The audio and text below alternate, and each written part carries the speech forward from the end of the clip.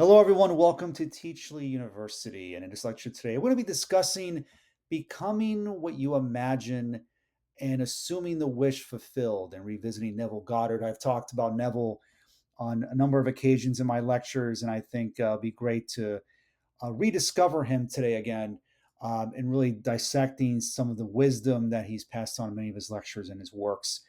And I think he's really just so much fun to really look into and to really to apply what it is that he teaches. Because I think if you do apply what he teaches, and I've seen in my own life, you can see some amazing results. So let's start with Neville, where he says that dare to believe in the reality of your assumption and watch the world play its part relative to its fulfillment. So Neville talks a lot about assuming the wish fulfilled or feeling is the secret. That's the title of one of his works. What does he mean by this? So when you assume the wish fulfilled, you are assuming and acting as if your dreams and your desired life is already in the present moment. It is done. It is here. It is in the now. Congratulations, you've done it. That's essentially what he's advocating here, and what he's really stressing is to believe that what you want is possible and it's already here now. And when you begin to then reshift your focus, and I use this term a lot, reshifting your focus, because uh, oftentimes we could be scatterbrained, we're all over the place, we're trying to do so many things at the same time. We want to simplify this process. This is not an intellectual process. Assuming the wish fulfilled, when you do that, when you live out your dream life and your desires now in the present moment, then the world, your external environment, seems to reshape itself toward what's going on and what you're visualizing in your own imagination and what you're focusing on. Things begin to happen, synchronicities, occurrences happen. Maybe that phone call, that email comes from that employer you applied to a while back for that dream job. An opportunity presents itself that you can launch a business. You meet somebody that you didn't think you were going to be able to meet and have a relationship. Whatever that is, things start to happen when you get into that flow state, when you're not so much overly concerned about when it's going to happen or how, because you already are living out your dream life and your desires right now. And that is really the underpinning or the main theme of what Neville talks about in all his work, is that when you pray, you're not praying for hoping for something to happen. You're praying as if what you want is already here now. So then Neville says that I am wealthy, poor, healthy, sick, free, combined, were first of all impressions or conditions felt before they became visible expressions. Your world is your consciousness objectified. Waste no time trying to change the outside, change the within or the impression, and the without or expression will take care of itself. When the truth of this statement dawns upon you, you will know that you have found the lost word or the key to every door. I am your consciousness is the magical lost word which was made flesh in the likeness of that which you are conscious of being. There's something that stands out to me here. You will know that you have found the lost word or the key to every door. I love that excerpt from this quote, because I think what Neville discovered, and I think what many in this space have discovered that have preached this work, is that once you begin to assume the wish fulfilled, then in this simple act of belief, then doors begin to open that have been closed to you for so long. And I certainly understood this, because for so long it felt like there were so many doors closed to me. But when I began to pray as if what I desire is already here now, then that's when doors started to open without necessarily as much effort. What I think what the hardest part of this process is that perhaps we wake from our meditation or our visualization or from contemplating our desired life. And then we go out into the world and we see there's nothing to necessarily validate that what we want is possible. And that's the toughest part with this entire process. But when you start to not necessarily become enslaved by your circumstances and hold on to that vision of the future, living it out as if it was made manifest now, then that's when doors begin to open to you that have been closed to you for so long. And being conscious of this, and you become what you think about. If you're constantly thinking thoughts of poverty, of fear, of lack, of limitation, then that will be reflected in your external environment. Doors will be closed to you. But when you assume the wish fulfilled, then every door will be open and made manifest. Imagination and faith are the secrets of creation. This very one short sentence, I think, has a lot of meaning and power if you believe in it. Imagine and faith are the secrets of creation. So you can imagine grand vistas and new opportunities, new jobs, wealth, health, relationships, the usual suspects of what we desire in our lives. But if you don't believe that it is possible, then unfortunately, all your work will be for nothing. So it's having faith and believing that what you want is already yours, it is here now, it is done. And that is through the power of imagination and faith, that when you combine these two concepts of imagination and faith, then miracles happen. And as I said before, doors open for you. Sleep conceals a creative act while the objective world revels in it or reveals it. In sleep, man impresses the subconscious with his conception of himself. We hear a lot about meditation, that for meditation to be effective, it's best to do it either early in the morning or right before we go to bed, because that's when we're getting sleepy, we're groggy, and that analytical part of the brain shuts off or is not as active. And when we meditate and we're not as overly analytical, we can then impress in the subconscious mind new ideas and more empowering thoughts and um, visualizations and images that are much more constructive in improving our overall well-being. But I think what also Neville's saying here is that it's not being overly analytical. We're not overthinking this. Again, as I said this before, this is not an intellectual process. Okay. Assuming the wish fulfilled without really overthinking about how it's going to happen and just sort of being in that state of flow. We don't necessarily have to be in a meditative state. It's just being in the present moment, not overthinking things. Okay. And almost when you look at a child and look at their imagination, they're not afraid to imagine new vistas and new possibilities. So, in some way, we want to retain or get back that childlike imagination to imagine new horizons and new possibilities. With your desire defined, quietly go within and shut the door behind you. Lose yourself in your desire. Feel yourself be one with it. Remain in this fixation until you have absorbed the life and name by claiming and feeling yourself to be and to have that which you desired. When you emerge from the hour of prayer, you must do so conscious of being and possessing that which you heretofore desired. So go quietly within and shut the door behind you. Lose yourself in your desire. Feel yourself to be one with it.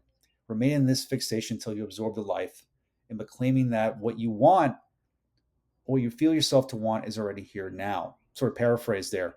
So when he says that to close the door behind you, it's what I've said before, where we're not allowing the noise from our external world to influence our vision of what it is that we desire. I'm not saying sticking your head in the sand and totally ignore what's going on around you, but it is not to get discouraged when there's nothing to necessarily validate that what you want is possible. There will be a long period of time where you may want something and there's nothing to validate that what you want is possible, but it is holding on to that vision, fixating on it, absorbing it, becoming what you seek.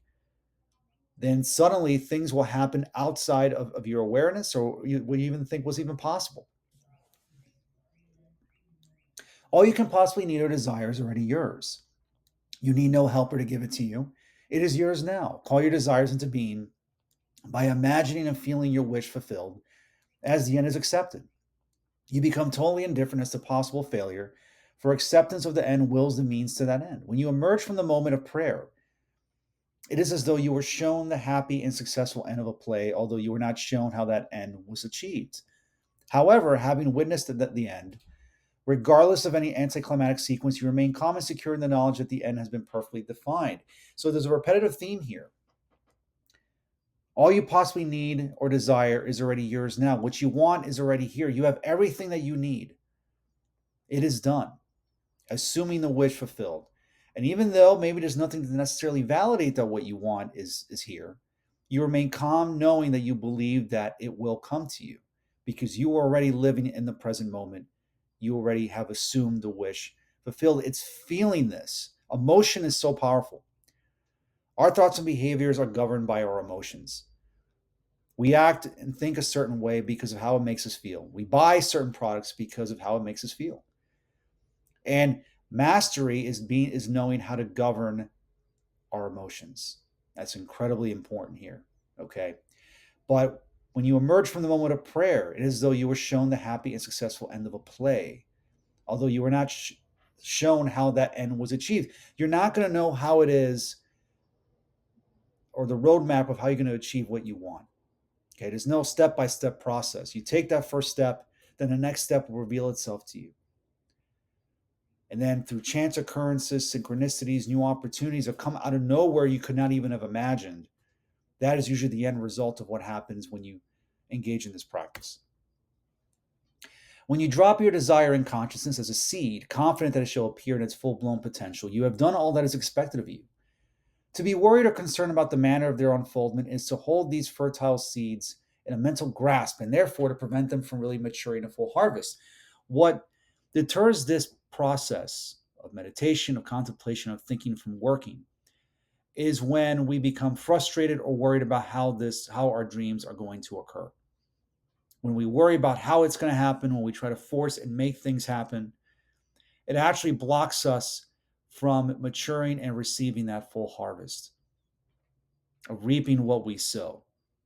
And being busier does not necessarily mean that it's going to increase your chances of getting that desired result. Busyness does nothing. Busyness I equate it to being a hamster in a little spin wheel, just spinning around and around and around. You may be busy and very active, but you're going nowhere. It's getting off that spin wheel and to chart our own course and to enter the unknown. And the unknown is a scary place. But when we enter the unknown, surprisingly, that's when good things happen.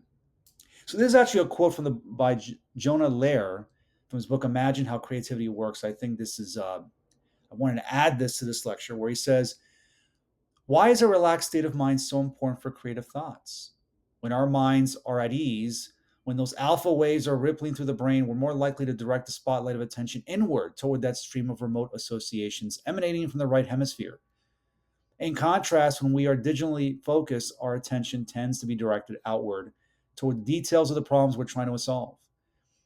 While this pattern of attention is necessary when solving problems and analytically, it actually prevents us from detecting the connections that lead to insights. That's why so many insights happen during warm showers. For many people, it's the most relaxing part of the day. So insights, new revelations, ideas that can transform our lives and for business, our personal lives, new ways of thinking, opportunities show up when we least expect it, when we're not doing anything, when we're actually relaxing and our attention is somewhere else. And there's actually a lot of studies that show how taking a shower can actually rejuvenate our creativity. And we actually can start making connections, something called combinatory play. We combine ideas and they're currently swirling up in our mind to come up with something novel and new. Okay. But for that to happen, to develop these new insights, it means stepping away. Stop being so busy so much, right? All the time.